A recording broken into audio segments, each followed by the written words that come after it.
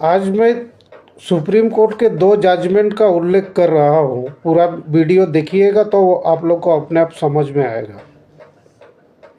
11 जुलाई 1997 के supreme court का judgement, जिसको समता जजमेंट के नाम से जाना जाता है, 11 जुलाई 1997 के समता जजमेंट कहती है कि आदिवासी का 1 इंच जमीन भी कोई केंद्र सरकार या राज्य सरकार नहीं ले सकती है। और एक बार मैं रिपीट कर रहा हूँ, सुनिए। 11 जुलाई 1997 के सुप्रीम कोर्ट का जजमेंट, जिसको समता जजमेंट के नाम से जाने जाते हैं, और समता जजमेंट कहती है कि केंद्र सरकार या कोई भी राज्य सरकार आदिवासियों का 1 इंच जमीन भी नहीं ले सकती है। ठीक है। अब मैं दूसरा एक जजमेंट में आता हूँ। सुप्रीम कोर्ट का ही जजमेंट है। 5 जनवरी 2011 के सुप्रीम कोर्ट के जजमेंट के अनुसार मात्र 8% आदिवासी ही यहाँ के मूल निवासी है। यहाँ के मतलब देश के। और एक बार मैं रिपीट कर रहा हूँ, देखिए, सुनिए। 5 जनवरी 2011 के सुप्रीम कोर्ट के जजमेंट के अनुसार मात्र 8% आदिवासी ही हमारे देश के मूल निवासी है और बाकी सब सूचीबद्ध एसटी है, यानी सूचीबद्ध अनुसूचित जनजाति है। सूचीबद्ध एसटी किसी भी धर्म, किसी भी संप्रदाय और किसी भी जाति से हो सकता है। और एक बार मैं रिपीट कर रहा हूँ, सुनिए। सूचीबद्ध एसटी किसी भी धर्म, किसी भी संप्रदाय और किसी भी जाति से हो सकता है। अब आइए हम दोनों में थोड़ा सा क्या समानता है वो बताने का कोशिश कर रहे हैं। देखिए, दोनों जजमेंट में क्या कहा गया है। दोनों जजमेंट में ये कहा गया है कि यहाँ के मूल निवासियों का, मूल निवासियों का ना, सही, मूल आदिवासियों का 1 इंच जमीन भी नहीं ले सकता है। और यहाँ के मूल आदिवासी कौन है, दोनों जजमेंट में आप देखिए, यहाँ के मूल आदिवासी कौन है। 8% आदिवासी ही हमारे देश के मूल आदिवासी हैं, बाकी सब सूचीबद्ध एसटी है।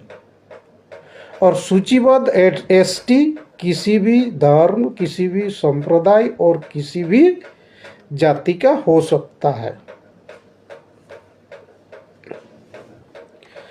लेकिन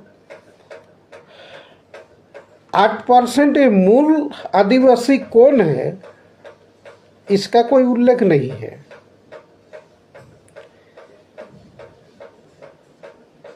8% मूल आदिवासी कौन है, इसका अभी तक कोई उल्लेख नहीं है। और न ही आज तक के किसी भी जनगणना में आदिवासी शब्द का उल्लेख किया गया है और न ही भारत के संविधान में आदिवासी शब्द का उल्लेख है किसी भी जगह पर। इतना तक कि भारत सरकार ने यूएन को लिख के दिया है कि भारत में कोई भी आदिवासी नहीं है। अब आप लोग खुद समझदार हैं, देखिए क्या गोलमेल है। और हमारे देश में करीब करीब 600 से ऊपर सूचीबद्ध एसटी है और हमारे झारखंड में 32 जनजाति एसटी सूची में सूचीबद्ध है।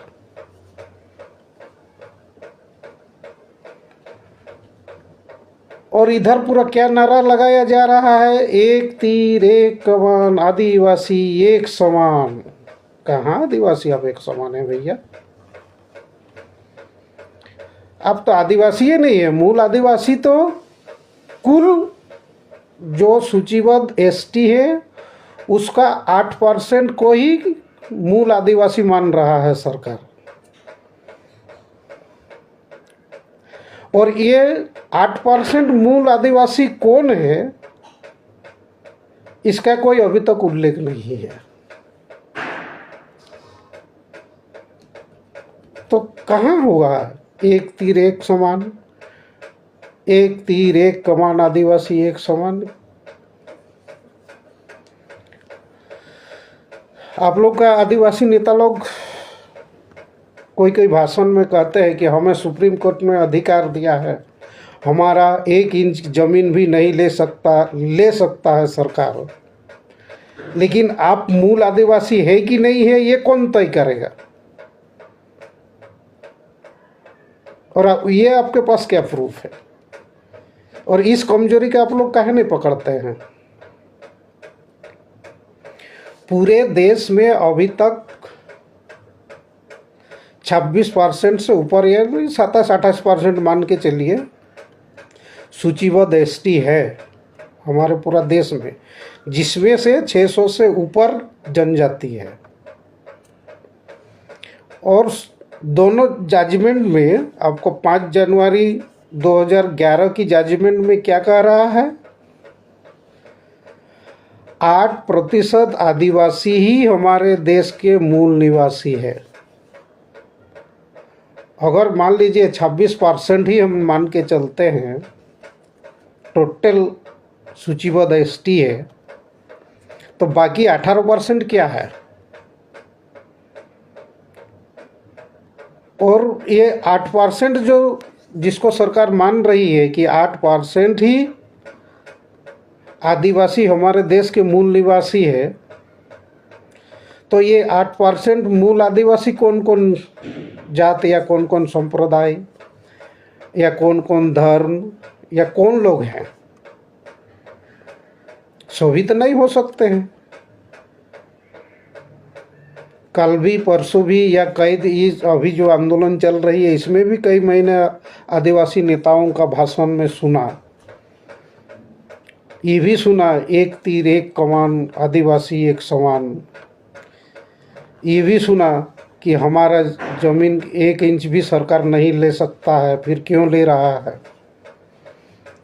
और ये भी सुना कि हम यहाँ के मूल निवासी है। उसमें से किसी एक नेता के, मेरा उसका नाम याद नहीं है, उन्होंने साफ कहा था कि हमारे देश के आदिवासियों जितने भी हैं उनमें से 8% आदिवासी ही यहाँ के मूल निवासी है।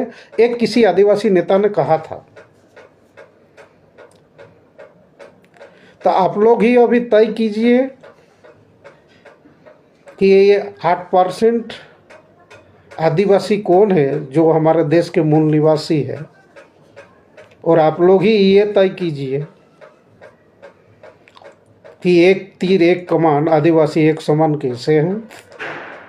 और अगर 8% आदिवासी ही हमारे देश के मूल निवासी है,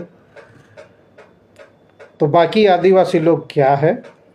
यानी कि बाकी जो सूचीबद्ध एसटी है वो लोग क्या है? वो लोगों का स्थान कहाँ पर है? और अभी तक हमारे देश आज़ाद होने के बाद भी, और उससे पहले जो था उस तो था, हमारा देश का आज़ाद होने के बाद की घटना बता दे रहे हैं। किसी भी जनगणना में आदिवासी शब्द का उल्लेख नहीं है, एसटी शब्द का उल्लेख है और एससी शब्द का उल्लेख है, ओबीसी का उल्लेख है, लेकिन आदिवासी शब्द का उल्लेख किसी भी जनगणना में नहीं है। और भारत के संविधान में भी कहीं पर ये उल्लेख नहीं है आदिवासी शब्द का।